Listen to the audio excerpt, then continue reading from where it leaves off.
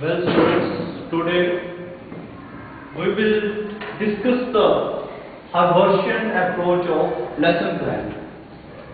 जैसे कि हम जानते हैं कि लेसन प्लान जो है वो एक लेसन प्लान नहीं है, बहुत सारे लेसन प्लान हैं जिसके माध्यम से हम क्लास में बच्चे को पढ़ा सकते हैं।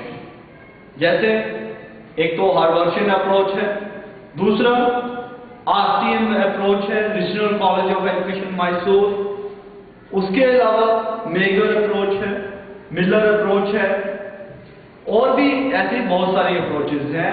लेकिन जो हार्वर्डियन अप्रोच जो है, this is the best of all the approaches, क्योंकि इसके थ्रू ही जो बच्चा एक्चुअल क्लासरूम में जाता है, लेसन प्लानिंग इसी के थ्रू होती है।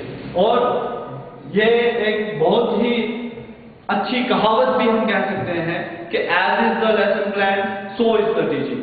तो लेसन प्लान जैसा होगा वैसी ही टीचिंग होगी। तो इसलिए ये हार्वर्डियन अप्रोच जो है, ये अप्रोच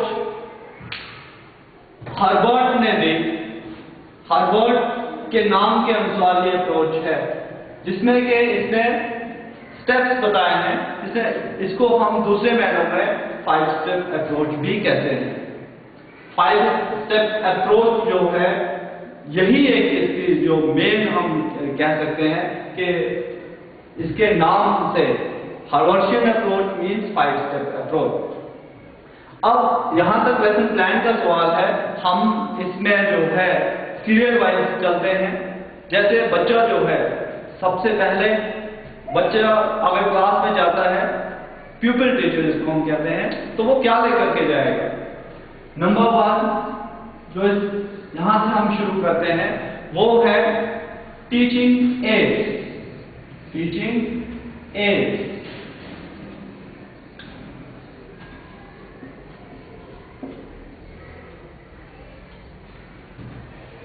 शिक्षण सामग्री जो है उसके पास होनी चाहिए। ये शिक्षण सामग्री 2 तरह की होती है, जनरल एड्स और स्पेसिफिक एड्स। जनरल जिसको कि हम सामान्य सामग्री भी कहते हैं, जनरल एड्स, और स्पेसिफिक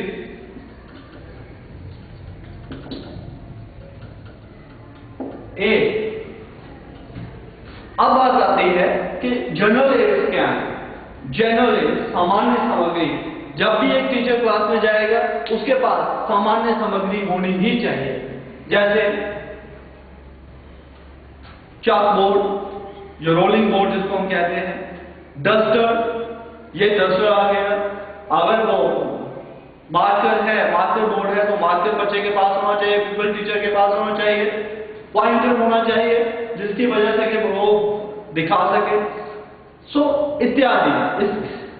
वैसे ही स्पेसिफिक एड जो है वो बच्चे को जो है स्पेसिफिक एड बच्चा, जो भी बच्चा पढ़ाने के लिए जा रहा है, जो भी टॉपिक उसका है, उसके अनुसार उसके पास चार्ट होना चाहिए। कोई मॉडल है साइंस में तो मॉडल लेकर के जाए। तो ये है 2 तरह की टीचिंग एड्स। दूसरा इसमें हम बात करते हैं टीचिंग एम्स की।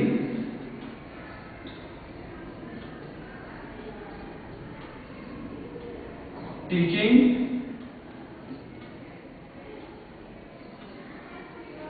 उद्देश्य, शिक्षण उद्देश्य जो है, ये भी बच्चे को पता होने चाहिए। तो इसमें 2 तरह के उद्देश्य होते हैं, एम्स लक्ष्य होते हैं। एक तो जनरल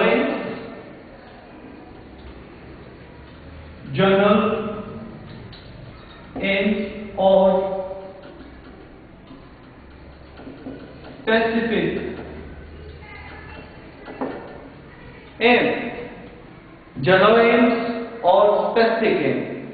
जैसे महाभारत में एक कंपटीशन हुआ था जिसमें कि अर्जुन को, वो वहां पे बहुत सारे महारथी वहां पे गए थे, तो अर्जुन जो है, अर्जुन को सबको कहा गया था कि मछली की आंख जो है वो लक्ष्य होना चाहिए। तो सबने, जब उनको पूछा गया कि आपको क्या दिख रहा है, तो सबने जनरल एम्स की बात की। जनरल एम्स मतलब कि किसी ने भी जो लक्ष्य जो है उस पर वो नहीं गए, लेकिन स्पेसिफिक एम जो है, स्पेसिफिक एम क्या है साइंस टीचिंग में, कि जो भी एक टीचर का सब्जेक्ट मैटर है, जो टॉपिक है उस दिन का, वो बच्चा पढ़ाएगा। साइंस में जनरल एम्स की अगर हम बात करें तो जनरल एम्स में हमारे बच्चे का जो है पर्यावरण के प्रति उसको जागरूक करना, स्वच्छता के बारे में बताना, जनरल क्लीनिनेस, बच्चे को जो है गुड हैबिट्स उसमें इनकलकेट करनी, बच्चे का जो एक साइंटिफिक एटीट्यूड डेवलप करना, क्रिटिकल एटीट्यूड डेवलप करना, इवन के रीजनिंग पार्ट जो है वो डेवलप करना, ये इसके आगे जनरल एम्स।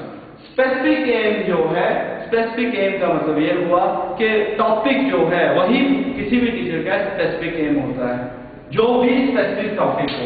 तो स्पेसिफिक टॉपिक या से फॉर एग्जांपल कि बच्चा जो है या पीपल टीचर जो है वो बता रहा है कि उसका विषय जो है, टॉपिक जो है किसी दिन का भी वो सोलर सिस्टम है, तो वो स्पेसिफिक एम क्या आ जाएगा? स्पेसिफिक एम जो है that is the solar system, to teach the students, to acquaint the students, to familiarize the students about the specific aim. ये दो बातें हो गई। फिर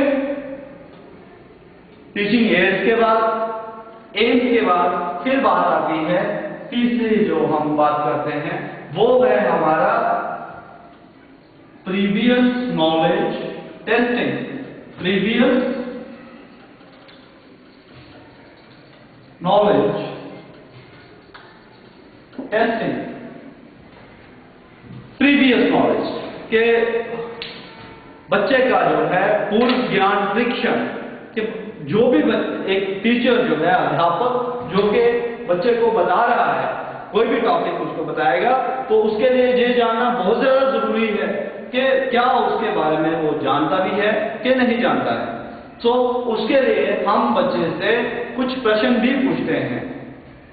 प्रश्न जैसे हम बात करते हैं, मैंने आपको कहा कि हमारा विषय वस्तु है सोलर सिस्टम, तो प्रश्न क्या पूछेंगे? प्रश्न हम ये पूछेंगे कि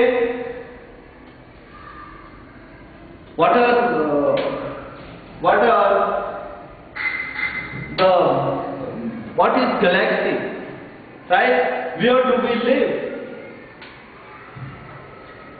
On earth or somewhere else?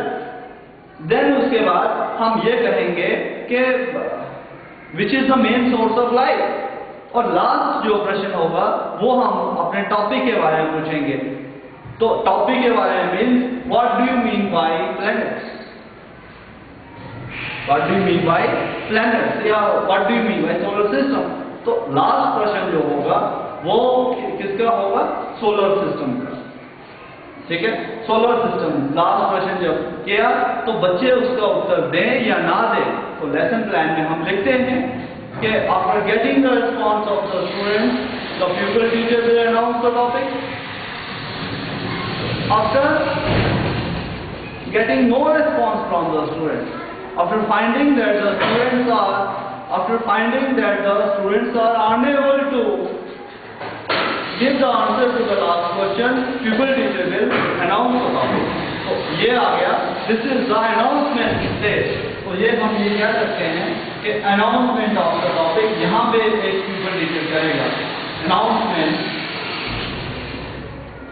of the topic। जब अनाउंसमेंट टीचर कर देगा तो अनाउंसमेंट के बाद क्या? Then it is the stage of presentation. Presentation जो है ये स्टेज आएगी। अब प्रेजेंटेशन जो है उसको हम 3-4 कॉलम्स में बताते हैं। 3-4 कॉलम्स की अगर हम बात करें तो ये 3-4 कॉलम जो है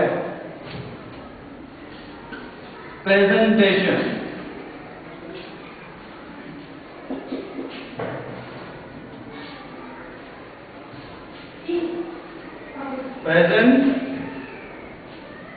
प्रेजेंटेशन जो है इसके हम 3-4 कॉलम्स बनाएंगे। सबसे पहला जो कॉलम होगा वो होगा कंटेंट का या सब्जेक्ट मैटर का। कंटेंट दूसरा जो है वो आएगा प्यूपिल टीचर एक्टिविटी। देन आएगा स्टूडेंट्स एक्टिविटी,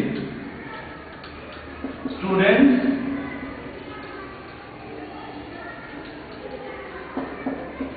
एक्टिविटी। और फिर जो चौथा कॉलम है वो आएगा हमारा black board summary. Black board summary content का मतलब क्या हुआ कि जो भी टॉपिक है, सोलर सिस्टम है, तो हम यहां पे लिखेंगे।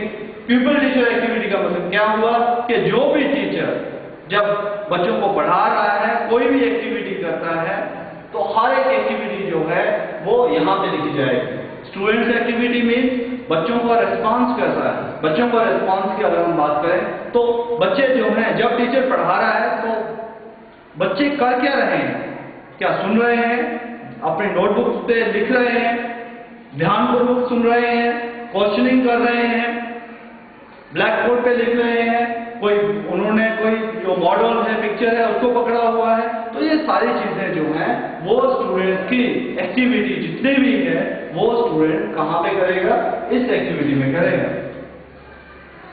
फिर बात आती है कि ब्लैक बोर्ड समरी।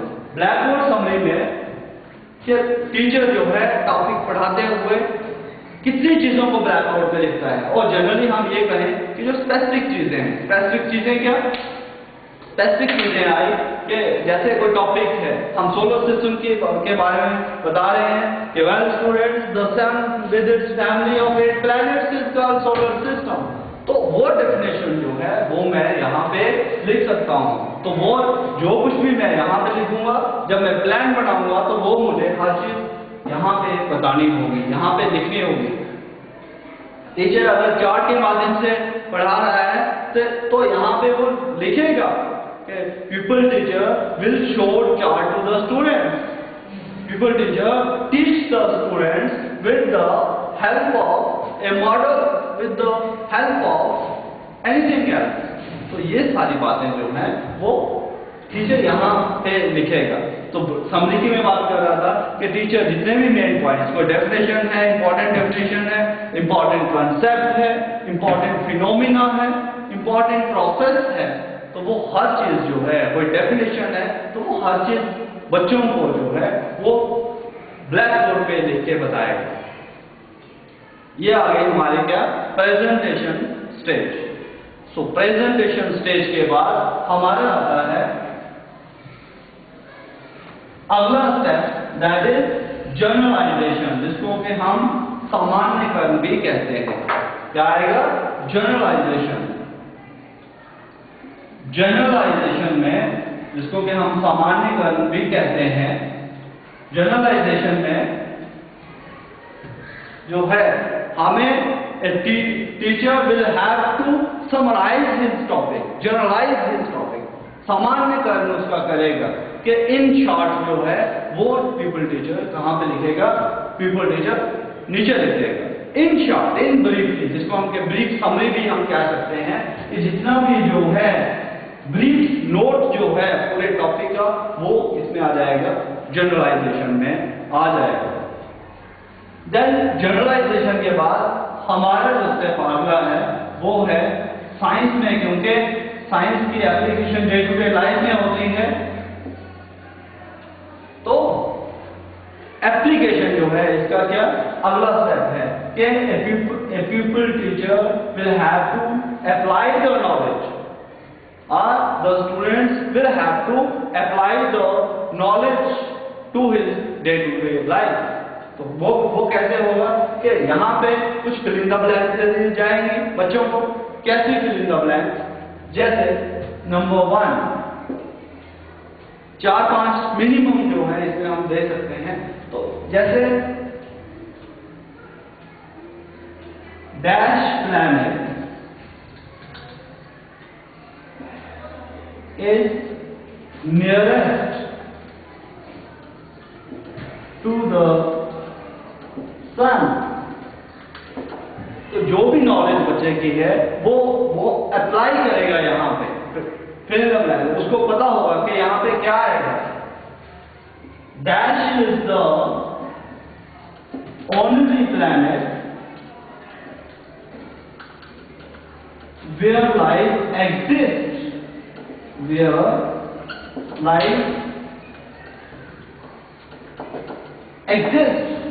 तो बच्चे को हमने हर चीज बताई हुई है, अब उन्होंने अपनी नॉलेज जो है यहाँ पे लगानी है, ठीक है। उसकी एप्लीकेबिलिटी जो है तो यहाँ पे वो भरेगा कि earth is the only planet where life exist. इसी ढंग से हम 3-4 जो हैं, 3-4 इवन नॉट मोर देन 5 जो फिल द ब्लैंक बच्चे को हम क्या बताएंगे। अब बात आती है एप्लीकेशन के बाद, अब हम बात करेंगे इसकी, अब हम बात करेंगे अगले स्टेप की, जो कि क्या है, रिकैप्सुलेशन। रिकैप्सुलेशन में क्या होगा कि pupil will have to recapitulate their memory. Recapitulation means कि उनको हर चीज जो है वो क्या करनी है, दोहरानी है, रिकैप करनी है। रिकैप तो कैसे, जहां भी हम जो है, यहां कुछ भी ऑप्शंस भी हम दे सकते हैं कि मर्करी और वीनस, या Venus is the nearest of all planets, true और false. Venus is the of all, यहां पे हम देंगे उसको ट्रू या फॉल्स। मींस हमें जो है ये देखना है कि बच्चों को कितना ज्यादा समझ आया है। तो रिकैप्सुलेशन में यहां पे हम दे सकते हैं कि आइदर इट इज ट्रू और फॉल्स। देन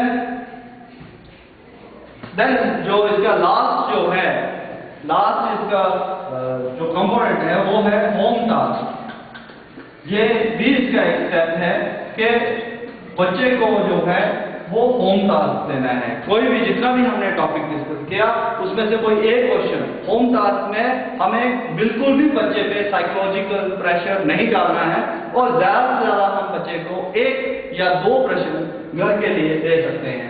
तो ये 1 या 2 प्रश्न। सो इस ढंग से ये जो लेसन प्लान जो है थ्रू हर्बर्शियन अप्रोच से जो पीपल टीचर्स हैं, जो ट्रेनिंग जो टीचर्स हैं, या हम बीएड स्टूडेंट्स जो हैं, ये इस माध्यम से जो है लेसन प्लान को फ्रेम करेंगे अपने लेसन प्लान बुक पे, और इसी ढंग से जो है ये करेंगे। Thank you very much.